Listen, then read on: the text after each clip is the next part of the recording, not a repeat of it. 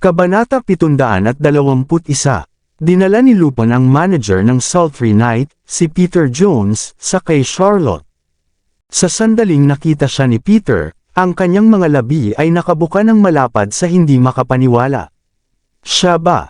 Kilala mo ba siya? Nagtatakang tanong ni Lupin. Ako. Napakurap si Peter, at gulat na gulat. Saglit, naisip niyang may nakikita siya. 2 taon na ang nakalilipas, narinig niya kung paano namatay sina Olivia, Charlotte, at Mrs. Berry matapos ang isang aksidente. Noon, wala siyang lakas ng loob na magtanong. Gayunpaman, malinaw na nais ng pamilya Knock na panatilihin ang mga bata at alisin sina Charlotte at Mrs. Berry. Sa nakalipas na 2 taon, naging maingat siya para hindi masaktan si Zachary. Mula noon, hindi na nagpakita si Zachary sa Sultry Night. Kaya naman, nagawa niyang manatili rito bilang manager. Sa araw na iyon, sa lubos na pagkagulat ni Peter, nagpakita si Zachary. Personal niyang pinaglangkuran ang lalaki, at walang lumabas pangkaraniwan sa nangyari. Nang tanungin ni Lupin si Peter tungkol sa war room, sinubukan niyang e-brush off ang una, ngunit inihayag ni Lupin ang kanyang pagkakakilanlan. Matapos malaman ang pagkakakilanlan ni Lupin, hindi nang ahas si Peter na saktan siya at sinabing magpapaliwanag siya kay Lupin na employer mismo. Hindi niya inaasahan na si Miss Lindbergh ay walang iba kundi si Charlotte Wind. Naguguluhan si Peter. Paanong posible na hindi niya alam kung kanino ang kwartong iyon? Bakit niya ipadala ang kanyang subordinate para tanungin ako? Anong mali? Sumulyap si Lupin sa kanya. Ay, wala lang. Bilang isang batikang veterano, naisip ni Peter na ang dahilan kung bakit hindi siya isiwalat ni Charlotte ang pagkakakilanlan ay dahil ayaw niyang aminin ang kanyang ginawa noon. Kaya naman, hindi na kailangan para maipaliwanag niya ang mga bagay-bagay. Nagkunwari siyang hindi kilala si Charlotte at magalang na binati ito, "Hello, Miss Lindbergh."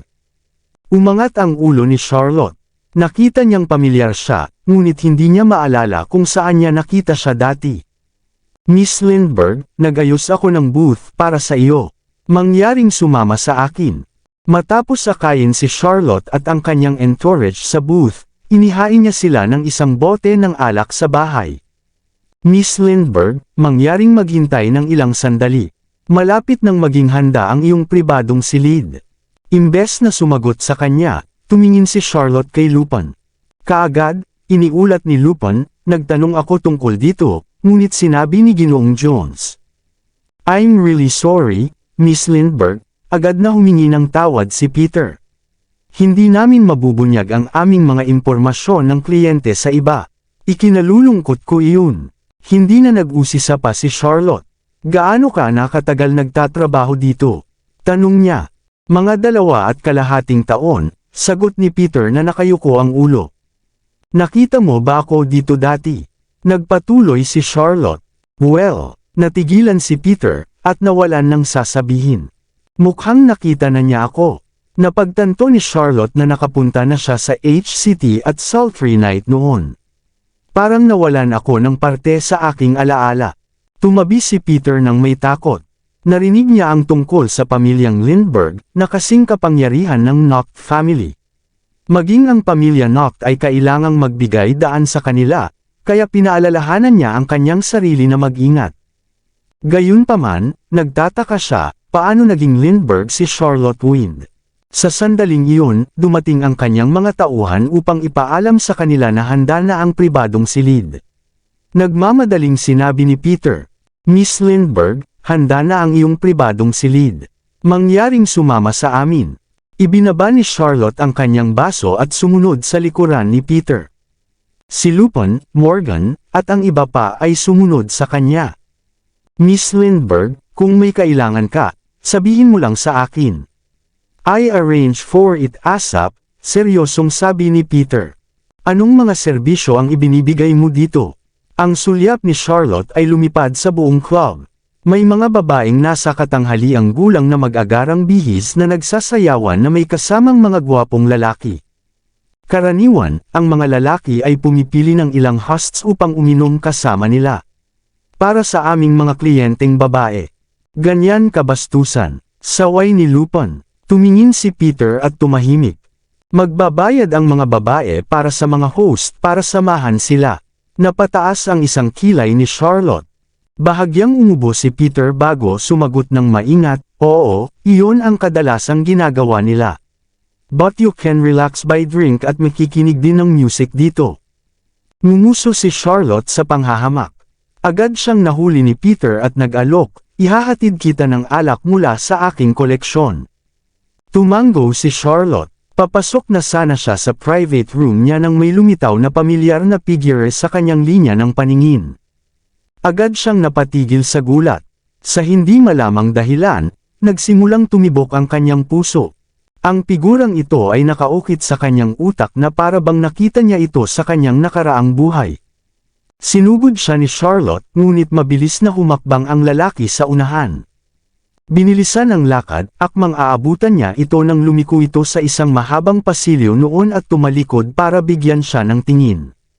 Nakasuot siya ng maskara na nakatikip sa kalahati ng kanyang mga tampok, na nagbigay sa kanya ng isang misteryosong hangin.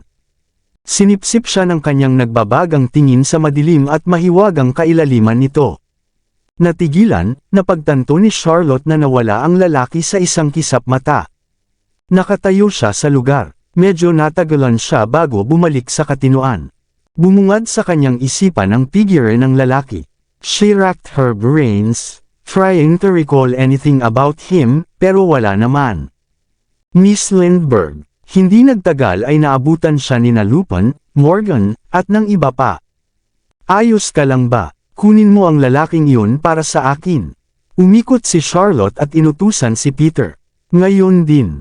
Ha! Nakita ni Peter na may hinahabol siya, ngunit hindi niya nakita kung sino ang lalaking iyon.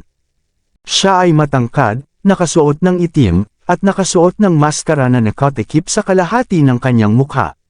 Siya rin ay may nagliliyab na titig. Inilarawan ni Charlotte ang lalaki sa kanya. Oh, may misteryosong emblem din sa maskara niya. Siya ay may suot na maskara. Sa tingin ko siya ay isa sa aming mga host, kung gayon, tugon ni Peter.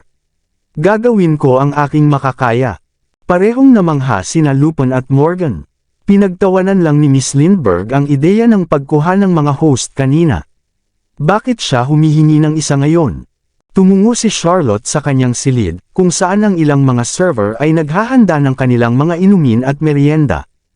Mayabang na umupo si Charlotte at tinanggap ang baso ng alak na iniabot sa kanya ni Lupin. Inikat niya ito ng dahan-dahan, at abala pa rin sa figure ng lalaki. Paano kakaiba? Maraming tao sa HCT ang tila pamilyar sa akin. Si Zachary Noct, Sharon Blackwood, at ngayon ang manager na ito, si Peter Jones. Bawat isa sa kanila ay nagpadama sa akin ng samut-saring emosyon, sakit sa puso, paghihiganti, at kalmado nang nakita ko sila. Gayunpaman, iba ang figure na iyon. Pakiramdam ko lamambat ang puso ko nang makita ko siya.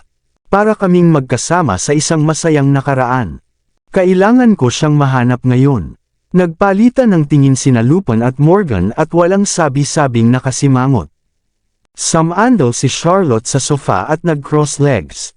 Tinatamad niyang sumimsam sa kanyang alak. Nang maramdaman ang kanyang pagkainip, nag-alok si Lupin, hayaan akong magtanong tungkol sa pag-unlad. Sa sandaling iyon, pinangunahan ni Peter ang higit sa 100 host sa silid. Ang mga host ay nakasuot ng itim na leather jacket at lahat sila ay higit sa 1 metro at 85 ang taas, na may iba't ibang maskara na nakatikip sa kalahati ng kanilang mga mukha. Karamihan sa kanila ay tumugma sa paglalarawan ni Charlotte. Halos hindi makapaniwala ang mga bodyguard sa kanilang mga mata. Ito ang unang pagkakataon na nakakita sila ng napakaraming host sa kanilang buhay. Walang magawa ang mga hosts kay Charlotte bago tumingin kina Lupin at Morgan. Parehong natigilan sina Lupin at Morgan. Miss Lindbergh, tinipon ko na ang mga host na akma sa iyong paglalarawan. Kasama ba ang taong hinahanap mo sa kanila? Tinuro ni Peter ang 13 host at taim-team na ipinakilala ang mga ito. Mataas ang pinag-aralan nila at maayos ang ugali. Sinigurado naming nakatanggap sila ng mahigpit na pagsasanay. Ang kanilang mga ulat sa kalusugan. Tumahimik ka, sigaw ni Charlotte habang nakataas ang kilay. Mabilis na huminto si Peter. Matapos masulyapan ang mga lalaki, lalong lumalim ang pagkunot ng noo ni Charlotte. Pinaalis niya ang mga ito gamit ang kanyang mga daliri. Hindi makapaniwalang sambit ni Peter. Umalis ka na lang, ungol ni Lupin. Mabilis na pinalabas ni Peter ang mga host.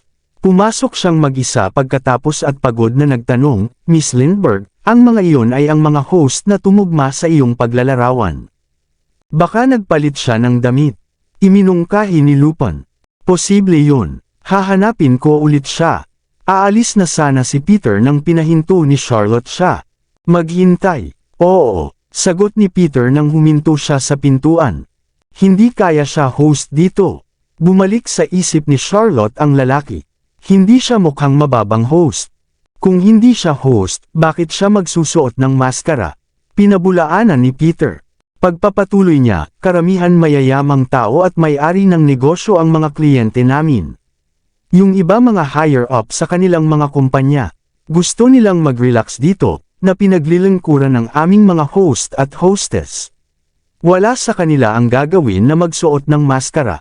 Dagdag pa niya, at saka, nakatanggap ng mahigpit na training ang mga hosts namin bago magsimula sa trabaho na itago ang sariling pagkatao. Ang ilan sa kanila ay hindi kahit na mukhang host at maaaring pumasa bilang mga dominanteng presidente. Iyon ang kanilang konsepto. Huminto si Peter at pinag-aralan ng mabuti si Charlotte, natatakot na masaktan siya. Walang sinabi si Charlotte at malamig na ininom ang kanyang alak. Magpatuloy ka sa paghahanap, utos ni Lupin at gumawa ng kilos. Naiintindihan. Umalis si Peter para isagawa ang utos niya. Dahan-dahan umabot sa ilalim ang bote ng alak. Nawalan ng pasensya si Charlotte at inihagis ang kanyang baso bigla. Bang! Sa gulat, ang mga server sa silid ay tumabi. Pinunasan ni Charlotte ang kanyang mga kamay at tumayo habang nakayakap ang kanyang coat. Sina Lupin at Morgan ay tumabi sa kanya habang ang iba pang mga bodyguard ay sumunod na malapit. Kalalabas lang nila ng silid nang sumugod si Peter kasama ang ilan pang host. Sa paningin ni Charlotte, siya ay nagbulalas, Miss Lindbergh, dinala ko rito ang aming mga nangungunang host. Pakitingnan sila. Tinapunan sila ni Charlotte nang walang pakialam na tingin bago humakbang palayo. Lumapit sa kanya ang isa sa mga nangungunang host at malumanay na nagsalita, Miss Lindbergh, lasing ka na. Bakit hindi ko? Lumayas ka. Napakunot ang noo ni Charlotte at umungol. Bakit hindi mo muna ako tingnan? I'm sure makukontento ka sa itsura ko. Pagkatapos ay tinanggal ng host ang kanyang maskara, ipinakita ang kanyang gwapong mukha. Pagtingala, napagtanto ni Charlotte na nagsasabi siya ng totoo. Gayunpaman, kakaiba, naramdaman niyang naiinis siya sa paningin sa kanya. Habang nakatitig si Charlotte sa kanya, bumakas ang tuwa sa mukha ng host. Inabot niya ito para tulungan siya. Tara na pumunta ka. Bang! Bago pa siya makatapos ay binigyan siya ni Charlotte ng isang malakas na sipa. Agad siyang pinalipad. Bumagsak ang kanyang katawan sa isang pinto bago siya bumagsak sa lupa. Nakayakap sa kanyang tiyan na napasigaw siya sa sobrang sakit. Namutla ang ibang mga host at sinubukang magtago sa likod ni Peter. Napaawang ang labi ni Peter sa gulat. Noon, si Charlotte ay isang mahina at walang pagtatanggol na babae. Siya dati ay maraming nagbubuli. Paano siya naging ganito kalakas? Kamukhang kamukha ni Miss Lindbergh si Charlotte. Siya ba talaga ang Charlotte na kilala ko? Malamig na tinitigan ni Charlotte ang sugatang host bago ikiniskis ang kanyang mga takong sa carpet na parang nagpupunas ng dumi na natanggal bago matikas na humakbang palayo. Iniabot ni Lupin ang isang tseke kay Peter at iminuwestra ang host. Ito ay para mabayaran ang kanyang medical bill at iyong bayad. Hatiin ito sa inyong sarili. Salamat, sagot ni Peter habang tinatanggap ang tseke. Agad namang nanlaki ang mga mata niya sa pagkalito. 10 milyon. Si Charlotte ay dating nakikipag-away sa iba ng higit sa 1,000. Walang paraan na babayaran niya ng 10 milyon pagkatapos sipain ang isang tao.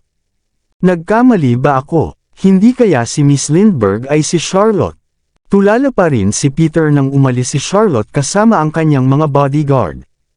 Peter, tulong. Ang host ay humagulgol sa sakit. Nang marinig ang kanyang mga pag-iyak, dali-dali siyang tinulungan ni Peter at ng iba pang mga host. Huwag mong igalaw ang katawan ko. Sigaw ng host. Nabali yata ang bewang ko. Tumawag ka ng ambulansya. Ha? Natigilan si Peter. Ganoon ba kaseryoso? Oo. Napaluha ang host. Hindi siya mayaman na tagapagmana. She's a devil in disguise. Tumahimik ka. Nag-aalalang utos ni Peter. May death wish ka ba? Huwag mo akong i-drag sa gulo mo. Huwag mo rin kaming idamay. Takot na takot ang ibang mga host. Ang kanyang mga bodyguard ay armado. Oh, mahal. Nakakatakot. Peter, natatakot ako. Stop it. Kailangan natin siyang ipadala sa ospital ngayon.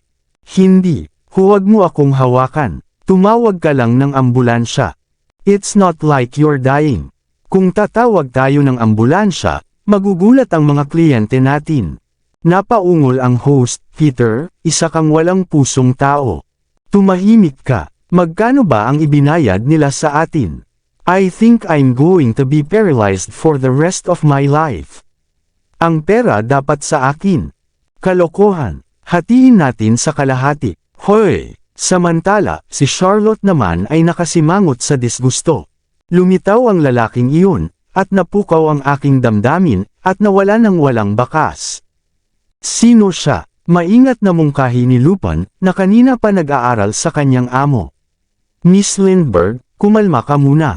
Magpapadala ako ng isang tao para maghanap sa kanya ngayon. Dapat mahanap mo siya. Biglang napaatras si Charlotte, dahil ang pamilyar na figure ay nakatayo sa di kalayuan. Miss Lindbergh, handa na ang sasakyan. Dahil masikip ang pasukan, bakit hindi tayo umalis sa likod ng pinto?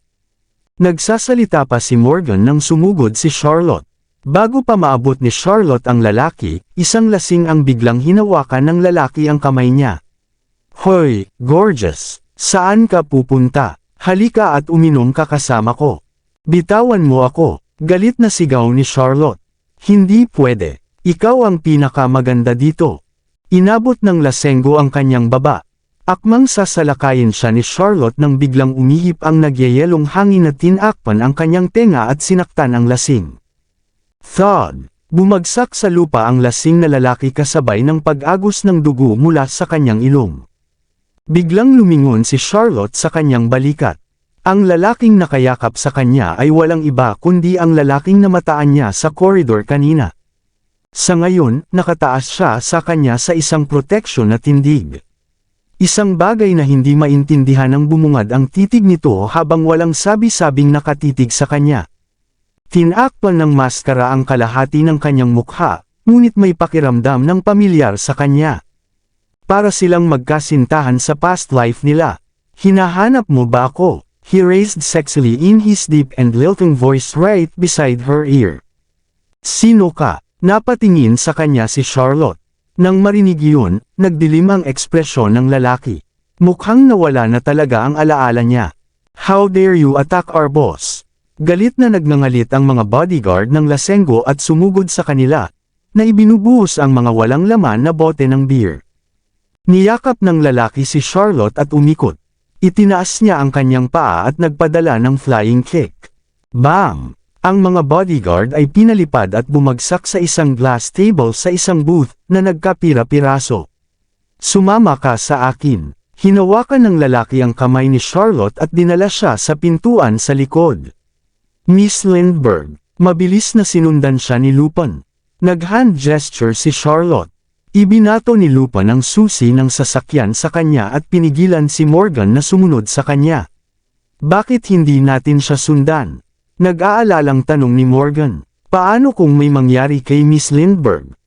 Maraming salamat sa lahat ng sumusubaybay. Please subscribe and follow my YouTube and Facebook channel, Filipino Novel. Maraming salamat po. Kabanata 725. Hindi mo ba nakita ang kilos niya? Nakasimangot na paliwanag ni Lupin, kung hahabulin natin siya at masira ang plano niya, gagawin niyang magalit sa atin. Alam mo ang init ng ulo niya. Ngunit iyon ay isang ganap na estranghero. Paano kung siya ay hindi mabuti? Kailangan natin silang sundan ng palihim.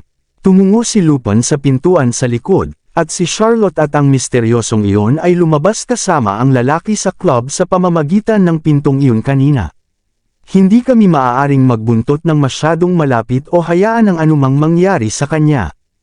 Ano ang nangyari kay Miss Lindbergh? Siya ay palaging isang cool at lohikal na tao. Ngunit pagkatapos ng lalaki na lumitaw, tila nawala ang lahat ng kanyang dahilan.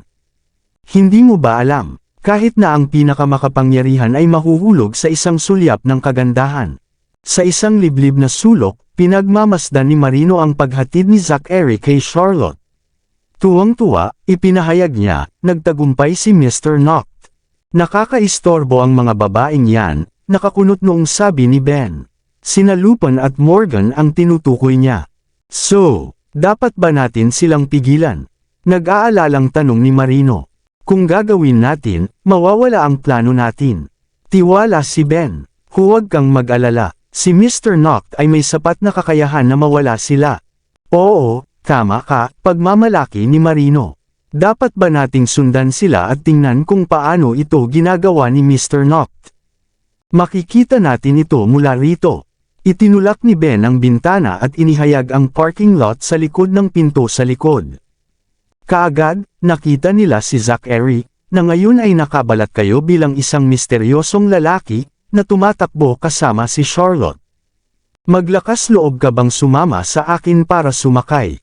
Kukunin na sana ni Zachary ang susi ng kanyang sasakyan. Ako dapat ang nagtatanong niyan. Pinindot ni Charlotte ang isang button sa remote ng kanyang sasakyan. Mabilis, isang pilak na pag-ani ang tumakbo mula sa kung saan at dumating na huminto sa tabi nila. Tahimik na binitawan ni Zachary ang pagkakahawak sa susi ng kanyang sasakyan na Volkswagen. Para makagawa ng perpektong disguise, sinabihan niya kay Ben na kumuha ng mas murang Volkswagen at nagpanggap na kanya iyon ang sasakyan. Hindi niya inaasahan na magiging ganito ang mangyayari. Pumasok ka. Udyok ni Charlotte at hinila siya papasok ng sasakyan. Bago pa mailagay ni Zachary ang seatbelt, mabilis na tumakbo palayo ang pag-ani. Hinawakan niya ang hawakan at nagmadaling nagsuot ng seatbelt. Napatingin si Charlotte sa rearview mirror at binilisan ang takbo. Yan ba ang mga bodyguard mo? Tanong ni Zachary. Nakita niya pareho sina Lupin at Morgan na tumatakbo palabas ng pinto sa likod para hanapin sila. What's wrong? Natatakot ka ba? Hindi alam ni Charlotte na si Zachary iyon. Kung tutuusin, ang kanyang buhok ay nakasuklay, at kasama ang kanyang itim na katad na jacket na may kasamang maskara na nakatikip sa kalahati ng mukha niya, ang lalaki ay tila isang buhong. Ibang-iba ang imaheng ipinakita ng cool at mahigpit na si Zachary. Alam ni Zachary na mas matalino siya kaysa dati. Dahil dito, tiniyak niyang perpekto ang bawat detalye. Halimbawa, ang kanyang kasalukuyang boses ay naiiba sa kanyang karaniwang boses. Hindi, biro ni Zachary. Paprotektahan mo ako. Humagalpak ng tawa si Charlotte. Sumulyap sa kanya, tinanong niya, host ka ba sa Sultry Night? Inihilig ni Zachary ang ulo. Kung hinahamak mo ako dahil sa trabaho ko, hindi pa huli ang lahat para itapon mo ako palabas. Isaad ang iyong presyo. Sa halip na ipakita ang kanyang paghamak, tinaas ni Charlotte ang kanyang kilay. Magkano kada gabi? 10,000 para sa buong gabi. Bulalas ni Zachary. Walang discount na binigay. Hindi ako makapaniwala na sinabi ko lang iyon ng malakas. Sobrang nakakahiya. Muling tumawa si Charlotte. Kung gayon, ano ang maaari mong gawin para sa akin? Anong gusto mong gawin ko? Ipinatong ni Zachary ang isang braso sa kanyang upuan at lumapit sa kanya. Magkakilala ba tayo? Nagtataka si Charlotte kung bakit hindi siya tinanggihan ng kanyang mga pagsulong. Malandi siya tulad ng ibang host. Kaya bakit parang pamilyar sa akin ang kilos niya? Bumibilis ang tibok ng puso ko habang papalapit siya. Nataranta si Zachary. Nag-trigger ba ito sa kanyang memorya? O nagkukunwari lang siyang nawala ng memorya? Mukhang kilala na natin ang isa't isa, nakuha ni Charlotte ang sagot mula sa kanyang titig. Hindi ako makapaniwala na nakilala mo ako. Naglaro si Zachary. Akala ko nakalimutan mo na ako. Anong ibig mong sabihin? Napatingin kay Zachary si Charlotte na nagtataka. Ikaw ang una kong kliyente. Inilapat ni Zachary ang kanyang labi sa pisngi ni Charlotte at bumulong, 6 years na ang nakaraan. Pinili mo ako sa sultry night at nagpalipas ng gabi sa isang hotel kasama ako. 6 na taon na ang nakalipas. Pinilit ni Charlotte ang kanyang utak, ngunit walang alaala. Wala akong natatanda ang ginawa ko ang ganyan bagay. Napakakalimutan mo. Kinagat ni Zachary ang mga tenga ni Charlotte at sinubukang sound out. Ginawa natin iyon ng 7 beses sa isang gabi. Umikot si Charlotte mula sa pagkakahawak niya. Ang nakakakuryenteng sensasyon mula sa kanyang paghipo ay nagpaigting sa katawan ni Charlotte. Gusto mo rin bang gawin ito ngayong gabi? Dahan-dahan dumampi ang mga daliri ni Zachary sa kanyang batok. Sa halip na sumagot sa kanya, inikot ni Charlotte ang manibela ng walang babala. Ang biglaang pagbabago ng direksyon ay naging dahilan upang muntik nang tumama ang katawan ni Zachary sa bintana ng sasakyan. Sa kabutihang palad, siya ay itinukod ang kanyang braso sa oras. Nakasimangot, agad na bumaha sa kanyang mga ugat ang galit. Noon, ganoon din ang ginagawa niya sa kanya. Sa ngayon, pinatikim niya sa kanya ang sarili niyang gamot. Sinusubukan ba niyang makipagbalikan sa akin? Natatakot ka ba? Nagtaas ng kilay si Charlotte. Kung oo, manatili ka. Natigilan si Zachary. Ang kasaysayan ay paulit-ulit, ngunit ang kanilang mga tungkulin ay nabaligtad. Ngumisi si Charlotte at pumasok sa expressway. Saan tayo pupunta? Nakita ni Zachary na pamilyar ang direksyon. Sa isang lugar na maganda. Mabilis na tumakbo si Charlotte patungo sa Rocon Hill. Isang pamilyar na ruta iyon, kaya alam ni Zachary kung saan sila patungo. Iniuuwi niya ba ako? Siya ay nagtaka. Nalaman niya ba kung sino ako? Is she trying to sound me out? Ano ang tinatago niya sa kanyang manggas? Nawala sa kanyang pag-iisip si Zachary nang biglang tumunog ang kanyang telepono. Si Luis iyon. Agad niyang tinanggihan ang tawag. Maya-maya, nagring ulit ang phone niya. Si Luis pa rin iyon. Napataas ang kilay ni Zachary. Tatanggihan na sana niya ulit ang tawag ng inagaw ni Charlotte ang tawag sa phone mula sa kanyang pagkakahawak at nagpatuloy sa paghagis nito sa labas ng bintana. Nanlaki ang mga mata ni Zachary sa gulat. Ano ang ginawa mo? Masyadong nakakainis. Cool na sagot ni Charlotte. Sa sandaling iyon, sumagi sa isip ni Zachary ang mga alaala ng nakaraan. Kung tama ang pagkakaalala ko, ilang beses kong itinapon ang phone niya noong una kaming nagkasama. Ang kanyang kilos, pananalita, at kay abangan ay eksaktong kapareho ng ginawa ko sa kanya noon. Sinadya niya ba yun para makaganti sa akin? Nagsimulang magduda si Zachary na nawalan nga siya ng alaala. Pagkatapos ng lahat, ang isang taong nawala ang kanilang mga alaala ay hindi magiging mapaghiganti. Halatang pinatikim niya sa kanya ang sarili niyang gamot. Galit ka ba? Sinulyapan siya ni Charlotte at naglabas ng tseke. Dito, makakabili ka ng 1 toneladang telepono kasama ang pera. Nakaramdam ng hinanakit si Zachary sa kanyang ginawa. Para siyang naging escort for real this time. Kukunin mo ba o hindi? Udyok ni Charlotte. Kung ayaw mo, itatapon ko ito. Dahil doon, inilipat niya ang kanyang kamay sa bintana. Agad na kinuha ni Zachary ang tseke sa kamay niya. Nang mapansin niya ang figure na nakasulat doon, siya ay napaawang ang mga labi sa pagtataka. 10 milyon. Noon, nakipag-away pa si Charlotte sa mahigit 1,000. Sinubukan din niyang manloko ng pera mula sa akin. Hindi ako makapaniwala na binibigyan niya ako ng 10 milyon ngayon. Sa katunayan, ang pagiging mayaman ay may mga pakinabang. Tingnan mo kung gaano siya tiwala. Ako na ngayon ang kanyang itinatagong lalaki. Alamin mo kung hanggang kailan kita makukuha gamit ang pera, utos ni Charlotte na nakangiti. 1,000 gabi, sagot ni Zachary pagkatapos ng maikling kalkulasyon. Hindi, ito ay 999 na gabi pagkatapos ibabawas ang halaga ng isang bagong telepono. Deal. Mayabang na inihayag ni Charlotte, mula ngayon, ako lang ang mapaglilangkuran mo. Hindi mo kaya pumunta sa ibang babae? May iba pa ba? Napatingin si Zachary sa kanya. Maging available sa lahat ng oras. Binigay ni Charlotte ang phone niya. "E-save ang iyong numero sa aking telepono." "Oo, boss." Sinavenue ni Zachary ang phone number noong escort pa siya sa phone niya. Nag-alinlangan siya bago mag-type out escort indet sa kolum ng pangalan. Anong meron sa pangalan? Napakunot ang noo ni Charlotte sa medyo pamilyar na pangalan. "Iyan ang pangalan na ibinigay mo sa akin noon." Ikinwento ni Zachary ang mga nakaraang pangyayari. "Noon, may utang akong pera sa'yo.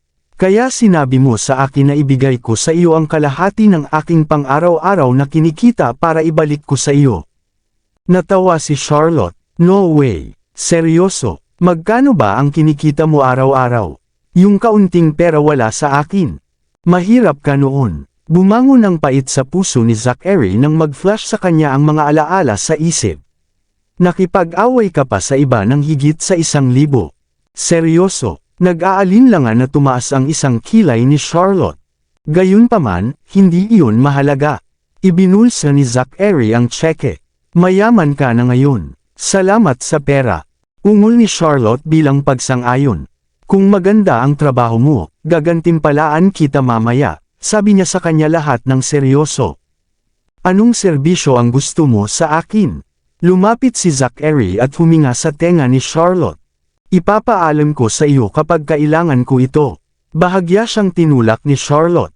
Mabuti, sa tuwing umuusad ang pagnanasa sa puso ni Zachary, madali itong ilalabas ng babae. Bumagal si Charlotte at ibinaba ang convertible top. Ang malamig na hangin ay umihip sa kanila, na nagpapagaan ng tensyon sa sasakyan. Ipinatong ni Zachary ang isang braso sa bintana at ipinatong ang baba sa kamay niya. Dumating sila sa isang maliwanag na ilaw na villa sa kalahati ng burol. "Ibinabalik niya ba ako sa Northridge?" "Ako, isang taong ngayon lang niya nakilala." Sa halip na huminto, si Charlotte ay mabilis na nauna at nakarating sa tuktok ng burol. Habang napapalibutan sila ng mga ulap, parang lumulutang sila sa itaas ng langit. Sisikat na ang araw. Unti-unting naging pula ang langit. Ito ay isang makapigil hiningang tanawin sa Rocon Hill. Sumandal si Charlotte sa kinauupuan niya at tumingala sa langit. Samantala, pinikit ni Zachary ang kanyang mga mata. Ang kanyang emosyon ay isang komplikadong timpla. Sa nakalipas na 2 taon, madalas siyang mag-isa dito at dito magdamag. Minsan, kahit umulan, uupo siya sa kanyang sasakyan at tumingin sa abot-tanaw at ang silhouette ni Charlotte, ay napuno ang kanyang isip. Noong nasa tabi pa niya ito, hindi pa siya nito dinala sa mga romantikong date, lalo pa manood ng kahit anong pagsikat o paglubog ng araw ng magkasama. Pagkatapos niyang iwan siya, gayunpaman, pinanood niya ang pagsikat ng araw dito ng maraming beses. Sapat na ang tahimik para mawala siya sa kanyang sarili sa kanyang mga alaala at isipin siya rito. Bakit bigla niya akong dinala dito? 2 araw na ang nakalipas, nalaman kong hindi sinasadya na ang pagsikat ng araw dito ay napakaganda, mahinang paliwanag ni Charlotte. At saka, ang mismong tanawin na ito ay lumitaw sa aking mga panaginip ng paulit-ulit. Nanaginip ka ba ng ganitong tanawin? Nagulat si Zachary. Oo, bumalatay ang pagkalito sa mukha ni Charlotte. Nagkakaroon ako ng kakaibang panaginip sa nakalipas na 2 taon. Napanaginipan mo ba ako? Walang pakialam na tanong ni Zachary. Hindi. Kalmadong sinalubong ni Charlotte ang kanyang tingin. Pero parang pamilyar ka sa akin. Ibig sabihin nag-save ka ng lugar para sa akin sa puso mo. Lumapit si Zachary at hinaplos ang buhok ni Charlotte. Nakalimutan mo lang kami. Tama ka. Iniunat ni Charlotte ang kanyang kamay at sinubukang tanggalin ang maskara ni Zachary. Hayaan mo akong tingnan kung ano ang iyong mukha. Sakto namang hinawakan ni Zachary ang kamay niya habang nakakurbo ang labi nito sa isang ngisi. Ang iyong pakiramdam ng pagiging pamilyar ay nagmula sa maskara. Hindi naman kailangang sirain ang mood, di ba? Oh, tama. Kung malalaman ko kung ano ang hitsura niya, marahil ay hindi ko na mararamdaman ang parehong paraan. Binawi niya ang kamay at tahimik na naghintay sa pagsikat ng araw. Hinubad ni Zachary ang suot na jacket at ibinalot ito ng maingat kay Charlotte nang hindi siya kinikibo. Umupo siya sa tabi niya nang walang salita. Hindi mabilang na beses niyang pinagpantasyahan ang mismong eksenang ito, na magpapakita siya para panuurin ang pagsikat ng araw kasama niya. Sa wakas, natupad na rin ang kanyang pangarap.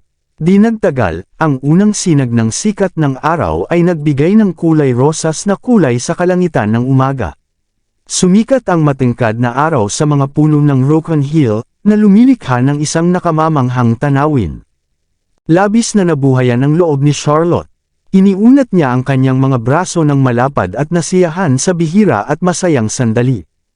Nang makita ang reaksyon niya, muntik na siyang yakapin ni Zachary.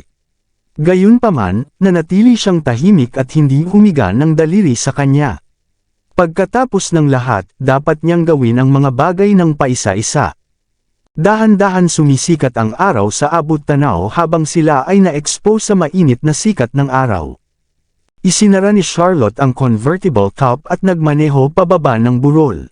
Sa kalagitnaan, naabutan nila sina Lupin at Morgan na hinahanap siya. Huminto ang dalawang sasakyan. Bumaba ng sasakyan si Lupin at magalang na yumuko bilang pagbati. Miss Lindbergh. Bahagyang nalungkot si Charlotte, ngunit wala siyang sinabi. Bumaling kay Zachary, tinanong niya, marunong ka bang magmaneho? Of course, sagot ni Zachary na may mariing tango. Bumaba si Charlotte sa kotse bitbit ang kanyang bag at sinabi kay Zachary, maaari mong e-drive itong kotse pa uwi. Tatawagan na lang kita. Okay, sumakay si Zachary sa driver's seat at pinaandar ang accelerator. Tatalikod na sana si Morgan, ngunit humakbang si Zachary sa pedal at gumawa ng stunt sa pagmamaneho ng sasakyan sa dalawang gulong. Kalahati ng sasakyan ay nakasabit sa bangin, ngunit nakumpleto niya ng husto ang pag-ikot at mabilis na tumakbo palayo. Natigilan ang lahat ng iba. Damn! Si Morgan ay nakasandal sa bintana dahil sa pagtataka. Nakikita ko ba ang mga bagay? Wow! Sanay siya sa pagmamaneho, uttered ni Lupin. Kawili-wili. Napatingin si Charlotte sa nawawalang sasakyan. Hindi niya maiwasang umasa sa susunod nilang pagkikita. Miss Lindbergh, sino siya? Namangha si Morgan sa kanyang husay sa pagmamaneho. Siya ang misteryosong lalaking nasa maskara. Pinikit ni Lupin ang kanyang mga mata. Hindi mo ba siya nakita ng malinaw? No, well, I don't think he's just an ordinary host. Excited na paliwanag ni Morgan. Pwede siyang maging propesyonal na magkakarera. Bakit siya magiging escort? Agad na umubo si Lupin para ipaalala sa kanya na mag-ingat sa kanyang mga sinasabi. Nagmamadaling ipinaliwanag ni Morgan, hindi, ibig kong sabihin. Masyado kang madaldal, pinandilatan siya ni Charlotte at binetukan. Paumanhin, Miss Lindbergh. Ibinaba ni Morgan ang kanyang ulo sa takot. Walang sabi-sabing pumasok si Charlotte sa sasakyan. Agad na sinundan ng dalawang bodyguard ang yapak niya at nagmaneho pa uwi. Nang makapasok na ang sasakyan sa looban, isang katulong ang nagmamadaling lumapit sa kanya. Miss Lindbergh, isang tao galing sa pamilya Noct ang pumunta dito kahapon. Nagtaas ng kilay si Charlotte. Para saan? Ayon sa kanila, ang iyong alagang agila ay nakatakot sa kanilang mga maliliit na bata at alagang hayop. Hiniling nila sa amin na harapin ang iyong alagang hayop at hiniling sa iyo na. Kinakabahang napaatras ang dalaga. Sabihin mo, pumasok si Charlotte sa kanyang bahay at hinubad ang kanyang pangitaas. Humingi ka daw ng tawad sa kanila ng personal, mahinang pagtatapos ng dalaga. Napahinto si Charlotte sa kanyang paglalakad at ngumisi, ako. Hihingi ng tawad sa kanila ng personal. Ang lakas ng loob nilang sabihin yan. Galit na deklara ni Lupin. Nasa hola si Fifi. Paano ito nagawang takutin ang alaga ng kanilang mga anak? Tama, singit ni Morgan. Hindi ako makapaniwala kung gaano kayabang si Zachary. Patuloy niya kaming pinupukaw noon pa sa Ashenville Garden at kinuha si Sir Louis sa airport. How dare he kick up a fuss now? Si Mr. Henry Noct, hindi si Mr. Zachary Noct ang nagpadala ng mensahe. Mr. Henry Noct, nabuhay ang galit sa puso ni Charlotte sa pagbanggit sa lalaking ito. Gusto niya ako humingi ng tawad sa personal. Sige, malapit na ako. Ha! Parehong nagulat sina Lupin at Morgan. Umakyat si Charlotte at nagutos ng hindi lumilingon, Palabasin mo si Fifi sa hall nito. Maliligo ako at pupunta tayo doon kasama si Fifi. Oo, humajikhik ng masama si Lupin. Bumalik na si Miss Lindbergh. Ang pamilya Noct ay tiyak na mapapahamak. Ngumisi si Morgan. Ilalabas ko si Fifi. Miss Lindbergh, naghanda na ako ng paliguan para sa iyo. Kailangan mo ba akong maghanda ng almusal? Humakbang ang dalaga sa likod niya at nagtanong. Dalhin mo sa kwarto ko. Pumasok si Charlotte sa kanyang silid at inihagis ang kanyang coat sa lupa. Oo, matapos maligo ng mabilis at mapatuyo ang kanyang buhok, nagpalit si Charlotte ng isang cool na damit at lumabas kasama si Fifi nang hindi man lang nag-abala sa paglalagay ng makeup. Dahil sinakta ni Fifi si Zachary sa Ashenville Garden noong araw na iyon, pinainom ito ni Charlotte ng anesthesia at ikinulong ito sa isang kulungan. Gusto niyang ikulong ito ng ilang araw pa, ngunit sobra-sobra ang mga kilos ni Henry. Kaya naman, nagpasya siya para isama si Fifi para makilala yung notorious family na yon. Nalampasan na ni Henry ang linya sa pamamagitan ng paghiling sa kanya na alisin ang kanyang alaga.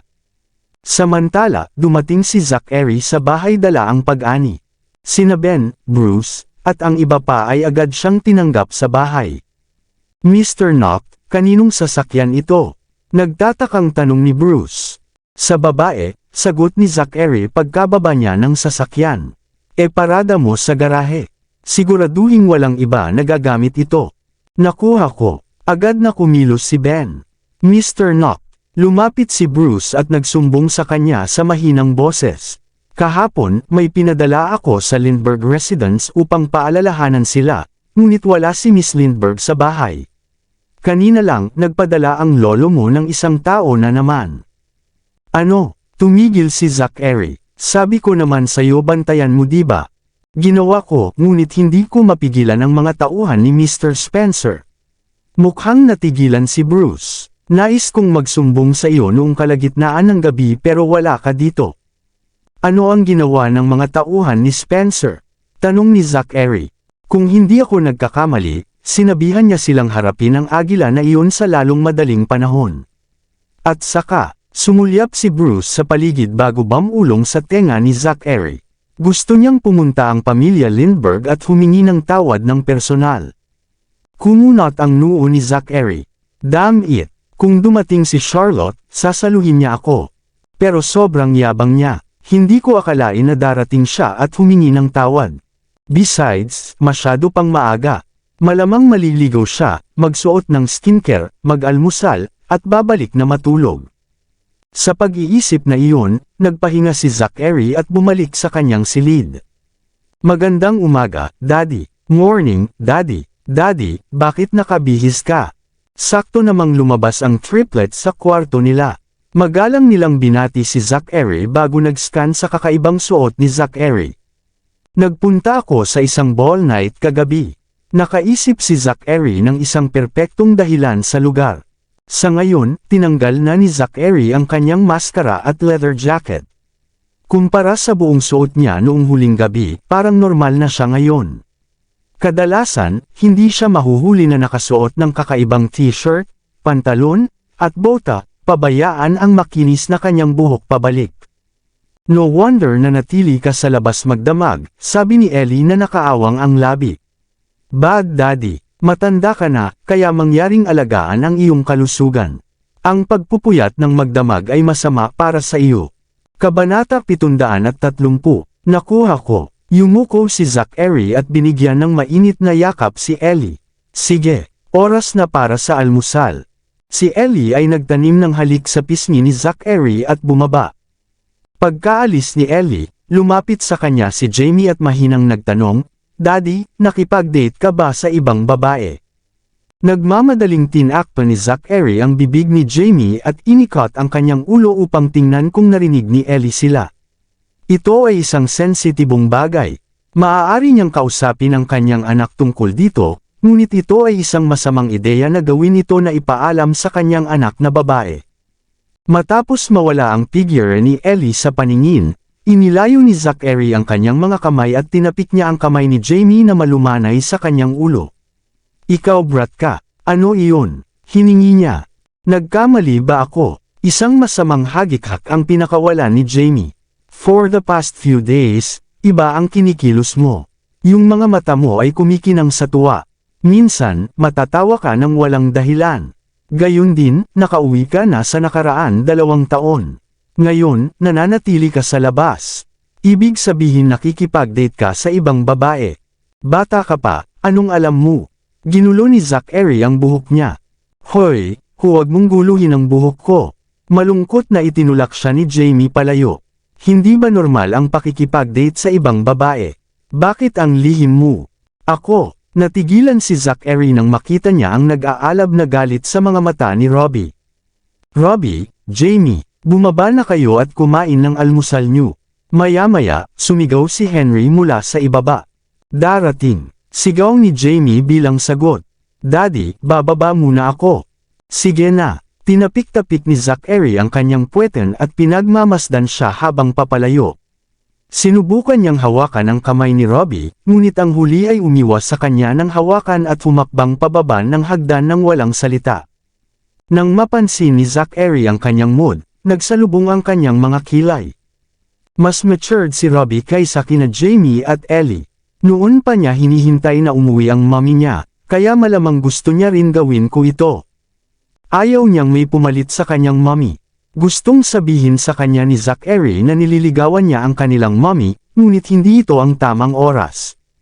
Kalimutan mo na, sa ngayon, haharapin ko ang pagkilos sa mga bagay.